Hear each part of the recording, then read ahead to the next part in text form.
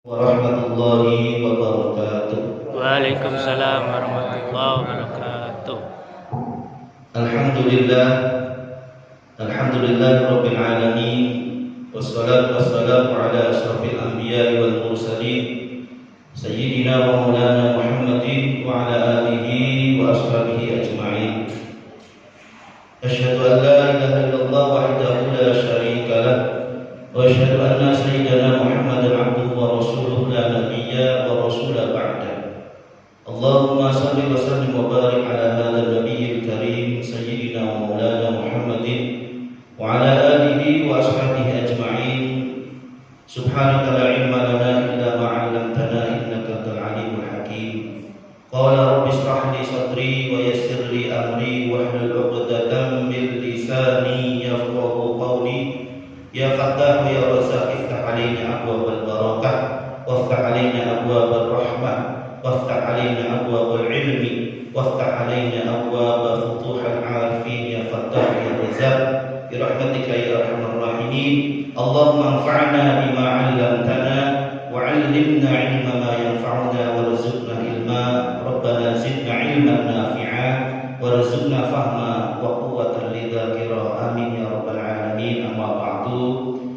Hadratul muhtaram, dumatullah alim, para ulama, para masyayikh, para sesepuh, bini sepuh, para orang tua kami, para hadirin wal hadirat, bapak-bapak, ibu-ibu, jamaah Masjid Al-Ikhlas yang senantiasa dirahmati dan dimuliakan Allah Subhanahu wa taala. Puji syukur mari kita senantiasa panjatkan kehadirat Allah Subhanahu wa taala atas berkat limpahan curahan nikmat dan kasih sayang Allah. Pada kesempatan malam yang berbahagia ini kita bisa dikumpulkan oleh Allah di tempat yang mulia, di waktu yang mulia, dalam rangka thalabul ilmi, dalam rangka menunaikan salah satu tugas dan kewajiban kita sebagai hamba Allah yang beriman. Setelah kita melaksanakan sholat maghrib berjamaah, dilanjutkan dengan majelis ilmu. Mudah-mudahan majelis ilmu, majelis ta'lim yang kita laksanakan pada kesempatan malam yang berbahagia ini senantiasa mendapatkan bimbingan, mendapatkan hidayah, mendapatkan inayah, mendapatkan barokah dari Allah Subhanahu wa taala, dan kita digolongkan hamba Allah yang telah mendapatkan ilmu yang manfaat fid dini wad dunya wal akhirah. Amin ya rabbal alamin. Shalawat dan salam semoga tetap terlimpah curah kepada junjungan kita Nabi Muhammad sallallahu alaihi wasallam, yang mudah-mudahan salawat yang kita baca setiap saat, setiap waktu senantiasa menjadi wasilah, menjadi perantara kita kelak nanti di akhirat kita diaku jadi umatnya Nabi Muhammad sallallahu alaihi wasallam, kita mendapatkan syafaatnya di yaumil akhir. Amin ya rabbal alamin. Para hadirin, para hadirat, para bapak, para ibu, para jamaah, alhamdulillah malam ini di Masjid Al-Ikhlas insya Allah mudah-mudahan istiqomah setiap malam Rabu pertama dan malam Rabu ketiga di Masjid Al-Ikhlas rutin akan diadakan kajian fikih. Itu insya Allah pada kajian fikih ini kita akan membahas tentang syarah kitab As-Safinatun Najah karangan Syekh Al-Alim Al-Fadil Salim bin Samir Al-Hadrami rahimahullah ta'ala. Kajian kitab tentang fikih. Kenapa kajian kitab fikih? Karena insya Allah kajian kitab fikih ini sangat membantu kita dalam ibadah, khususnya ibadah kepada Allah Subhanahu wa ta'ala. Masjid Al-Ikhlas ini mungkin ya sejenak kita mukadimah dulu sebelum kita memulai. Majelis ilmu adalah majelis yang mulia, Bapak Ibu.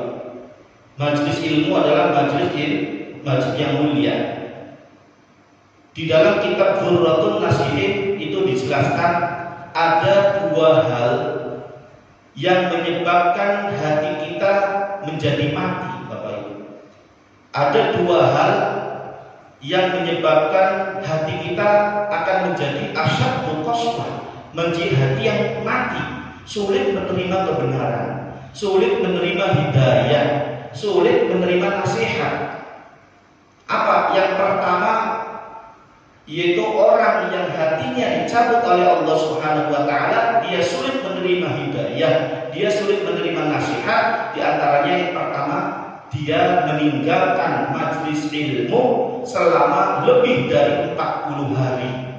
Coba bayangkan Bapak Ibu, orang yang meninggalkan majelis ilmu selama lebih dari 40 hari, maka awas, hati-hati. Ini akan dicabut oleh Allah, hatinya akan dicabut oleh Allah, hatinya akan mati Bapak Ibu. Sulit menerima nasihat. Oleh karena itu penting sekali, makanya di Masjid Al-Ikhlas ini DKM mengadakan pengajian rutin setiap malam Rabu pertama dan malam Rabu ketiga. Jadi 2 minggu sekali saja. Kalau setiap malam Rabu barangkali waktunya Bapak Ibu ada kesibukan di tempat lain. Jadi insya Allah rutin setiap malam Rabu pertama dan malam Rabu ketiga. Jadi Bapak Ibu, jangan sampai kita tidak pernah hadir di majelis ilmu, di majelis ta'lim, di majelis zikir lebih dari 40 hari. Coba bayangkan, kalau masjid ini, masjid kita, Masjid Al-Ikhlas ini 40 hari lebih tidak diadakan majelis ilmu, khawatir jamaahnya hatinya akan dicabut oleh Allah dari menerima kebenaran dan hidayah dari Allah. Coba bayangkan. Itu yang pertama Bapak Ibu. Yang kedua, orang yang hatinya dicabut oleh Allah, dia sulit menerima kebenaran dan sulit menerima hidayah dari Allah, yaitu orang yang tidak pernah sholat berjamaah lebih dari 40 hari. Orang yang tidak pernah sholat berjamaah, meninggalkan sholat berjamaah lebih dari 40 hari, maka awas, hati-hati, ini hati kita akan dicabut oleh Allah. Orang sebaliknya, orang yang senantiasa melaksanakan ibadah, sholat 5 waktunya, dijaga berjamaah selama 40 hari, maka dia akan diberikan kemuliaan oleh Allah Subhanahu wa Ta'ala. Apa kemuliaan yang pertama Bapak Ibu? Orang yang senantiasa menjaga sholat 5 waktunya berjamaah di masjid, itu akan diberikan kemuliaan. Yang pertama, dia akan merasakan ladzatul ibadah, merasakan nikmatnya ibadah. Nikmatnya sholat itu nikmat bisa. Luwih nikmat sing mangan enak, luwih nikmat sing minum sing enak, luwih nikmat sing turu sing lali, bahkan luwih nikmat sing jima suami istri. Karena apa? Karena hati kita sudah merasakan ladzatul ibadah, manisnya, lezatnya ibadah. Bapak Ibu pernah beli Bu? Pernah nggak merasakan ibadah sholat nikmat bisa? Merasakan nikmat itu luar biasa, tidak ada tandingannya. Makan empal, makan sate kalah Bapak Ibu, baru nikmat sholat yang begitu nikmat. Karena apa? Karena orang ini berusaha untuk menjaga sholat 5 waktunya berjamaah, baik berjamaah di masjid atau di musola atau di rumah. Ini senantiasa Allah akan buka hatinya dan akan merasakan lezatnya ibadah. Sholat itu enak, bahkan meninggalkan sifat dunia. Beli menggawe, jadi bukan berarti meninggalkan dunia kita mengkhususkan akhirat. Namun di sini mengkhususkan sholat 5 waktu berjamaah akan diberikan kemuliaan oleh Allah, ladzatul ibadah, nikmat sholat. Bapak Ibu pernah beli sholat sambil nangis Bapak Ibu? Sholat Allah Akbar sambil aja sholat ini kita bukan terakhir. Anggap kita sholat ini terakhir. Kenapa? Anggap untuk meningkatkan kehusuan kita kepada Allah. Orang yang senantiasa menjaga sholat 5 waktunya berjamaah selama 40 hari, maka akan mendapatkan jaminan oleh Allah Subhanahu wa Ta'ala. Dia akan dibukakan pintu hatinya, mendapatkan ladzatul ibadah, mendapatkan lezatnya ibadah, manisnya ibadah, enak. Jadi sholat itu bukan hanya sekedar gugur kewajiban, bukan rutinitas harian, bukan rutinitas setiap 5 waktu. Duhur ya sholat duhur, rajab ya wis balik, asar nanti sholat lagi, selesai pulang, maghrib terus begitu. Apa manfaatnya? Sudahkah sholat itu sudah membentuk karakter, membentuk sifat bagi kita? Sudahkah sholat itu mendapatkan manfaat bagi kita? Oleh karena itu Bapak Ibu, untuk mendapatkan ladzatul ibadah, sholatnya itu nikmat, maka caranya yang pertama yaitu kita sholat berjamaah 5 waktu, diusahakan itu 40 hari aja, jangan sampai bolong. Bisa Bu, kita beambil kadang maghrib dihenti, kadang isya dihenti ya Bu ya. Ini kalau Bapak Ibu pengen merasakan sholat itu betul-betul nilainya, ibadahnya itu nikmat. Jadi yang nikmat itu bukan hanya makan empal, sate, gulai ya Bu ya. Bukan itu saja, bukan makan es cendol, es kelapa muda di saat haus, itu nikmat. Atau nikmatnya suami istri pengantin baru melakukan jima. Maaf ya. Bukan itu saja, tapi sholat pun mendapatkan nikmat dari Allah Subhanahu wa Ta'ala karena orang tersebut melaksanakan sholatnya karena lillahi ta'ala dan menjalankannya sesuai dengan syariat dan tuntunan dari Nabi Muhammad sallallahu alaihi wasallam. Tuh, awas hati-hati. Ini 2 perkara yang tidak boleh ditinggalkan lebih dari 40 hari. Ya Bapak Ibu ya.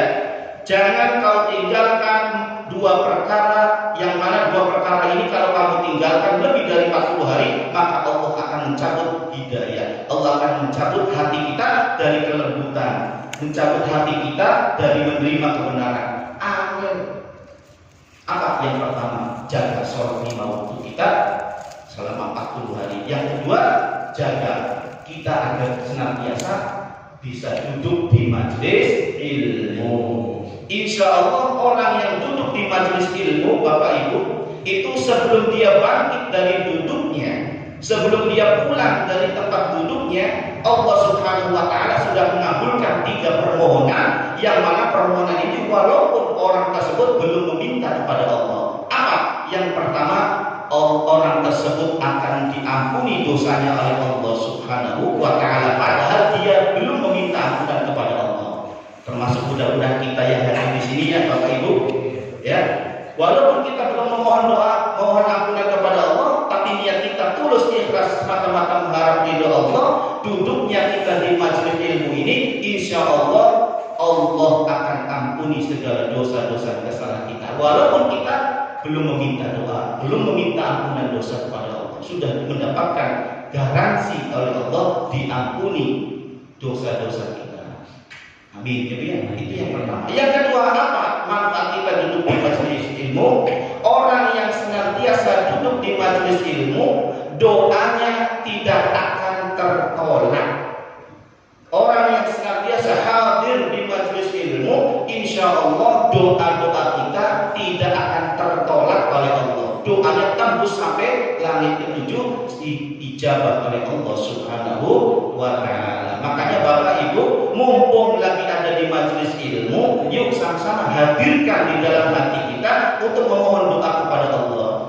Ya, yang pengen punya pekerjaan, hadirkan di majelis ilmu. Ya Allah, datangkan hamba ini pekerjaan yang barokah.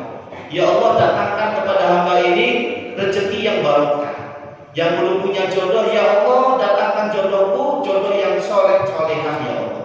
Ya Allah, hamba punya hutang ya Allah, barokah dengan majelis ilmu ini, lunasilah hutang-hutang hamba dengan rezeki yang barokah. Itu Bu.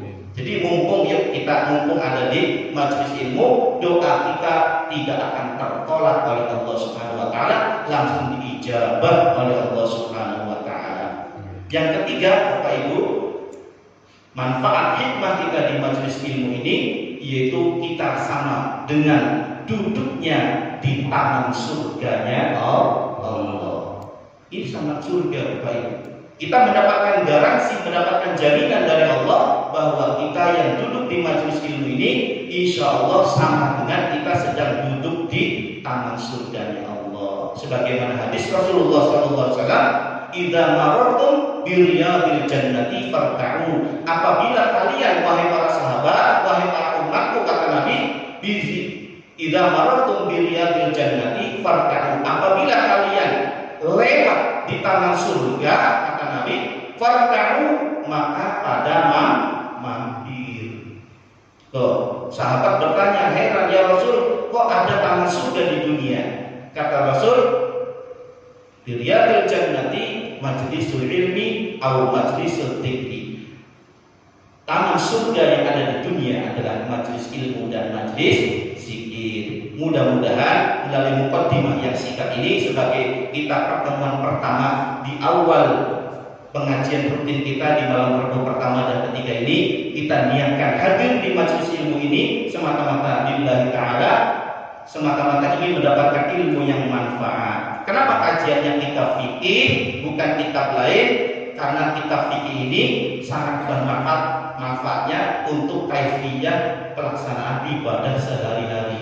Sholat ada tata caranya, puasa ada tata caranya, umroh ada tata caranya, haji ada tata caranya, bahkan menikah ada tata cara. Semuanya dibahas dan dijelaskan di dalam kitab fikih. Dan insyaallah pada kesempatan yang berbahagia ini, kitab yang saya ambil adalah kitab Safinatun Najah. Walaupun memang dulu pernah Ustaz Indah Fatil menjelaskan, namun setidaknya kita akan mulai lagi, kita perjelas lagi agar semua jamaah yang mengikuti majelis ilmu ini menambah ilmu pengetahuan tentang ilmu fikih. Sebab Bapak Ibu hati-hati ketika kita melaksanakan ibadah, tapi ibadah kita tanpa ilmu. Makanya kata Nabi, wa kullu man bi ghairi ilmin ya'malu a'maluhu mardudatun la tuqbalu. Siapa orang yang beribadah, siapa orang yang beramal, kemudian tanpa didasari oleh ilmu, a'maluhu mardudatun la tuqbalu, maka amalannya dia akan tertolak dan tidak diterima oleh Allah. Sia-sia kita pegel dari rumah berangkat ke masjid, sholat jamaah, ternyata sholat kita tidak sesuai dengan tuntunan syariat Rasulullah SAW. Iya, kalau sholat jamaah sih mending Bapak Ibu, insya Allah ditanggung sama imam. Lah kalau sholatnya sendirian di rumah, baca fatihahnya belum beres, tumaninahnya belum beres, ya Bu, syarat rukunnya belum dipenuhi. Makanya yuk kita sama-sama hadir di majelis ilmu ini, kita akan belajar ilmu fikih perlahan-lahan, insya Allah mudah-mudahan diberikan keistiqomahan oleh Allah Subhanahu wa Ta'ala. Demikian mukaddimah yang dapat saya sampaikan. Kita akan memulai kita